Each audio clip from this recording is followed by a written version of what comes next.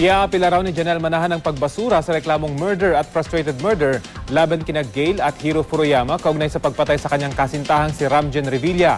Ang ina naman ni Ramjen na si Jeneline Magsaysay, bagamat ikinatuwa ang pinakabagong desisyon, hindi pa raw tapos ang laban lalo't dalawa pa niyang anak ang nadidiin.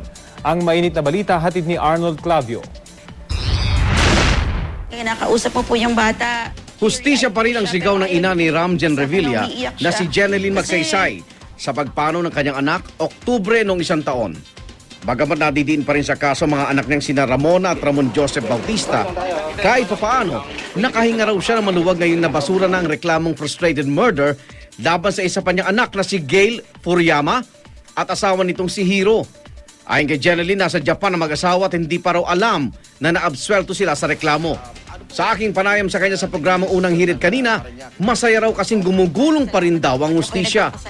Natutuwa po ako at nakakita po kami ng may justice pa rin po sa Pilipinas.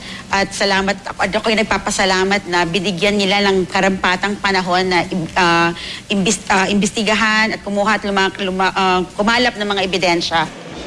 Ang kampo naman ni Janelle Manahan, iaapila ang desisyon ng Parañaque Prosecutor's Office. Pero paniwala nila, hindi naman ito makakaapekto sa itinatakbo ng kanilang reklamo. Wala namang epekto ito dun sa overall na existing case laban sa mga nakahabla na ngayon. Ang naging resulta lang, hindi na isama sa ngayon si Gail at si Hiro Furuyama. Subalit itutuloy namin, iaapila namin ito. Yun ang aming plano. In fact, we are now preparing our petition for review before the Department of Justice.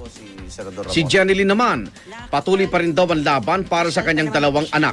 Sa ngayon, wala raw komunikasyon si Jeneline kay Ramona na umalis ng bansa sa kasagsagan ng investigasyon sa kaso. Sa ngayon po, wala pa akong komunikasyon kay Ramona. Pero lagi kong sinasabi sa mga anak ko, if ever na magkaroon ng ganong opportunity, andun lang ang online namin sa church namin, sa Living Stream Ministry, na mag-Bible study lang yung anak ko at lagi lang mag-enjoy sa salita ng Panginoon. Ito naman daw ang naisabuli ng kampo ni Janelle.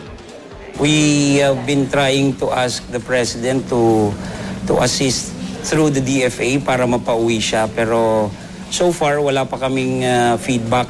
Until makauwi siya dito, walang jurisdiction yung korte sa kanya. Pero siya, we are sure kasama siya sa kaso kasi napagdesisyonan na yun ng piskalya. Awa naman daw ang nanaig kay Jeneline kapag kaharap ang isa pang anak na si Ramon Joseph o RJ na nasa kulungan pa rin ngayon. Actually, si Ramon Joseph po ay natotrauma na sa loob kasi isipin niyo mo naman po, 18 years old lang po niyan, nung 2 weeks pa lang nang mamatay si Ramjen. Actually, ang payat-payat na po ng bata ngayon at kuminsan pag kinakausap mo po yung bata, teary-eyed po siya pero ayaw niya pong ipakita sa akin na umiiyak siya.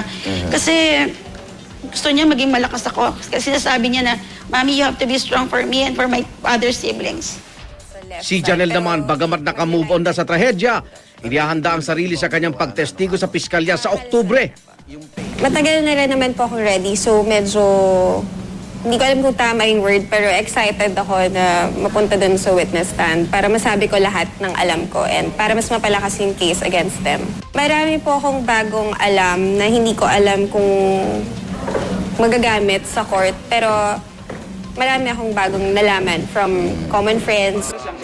May mensahe naman si Jeneline para sa kanyang anak na nasa piitan ngayon. Anak, kahit wala kang suporta ng iyong ama ngayon, kahit hindi ka niyan dinadalaw, nandito ako. Nandito ako at ang aking pamilya sa mother's side ko na lalaban tayo, anak. Patutunayan natin sa lahat na wala tayong kasalanan. Si Janelle naman, malakas pa rin ang paniwalang kaanak ni Ramjen ang utak sa pagpaslang sa kanya. So after a year, panindigan mo pa rin na kadugo niya ang pumatay sa boyfriend mo? Apa. Ako naman, Arnold Clavio, para sa GMA News. Sa mga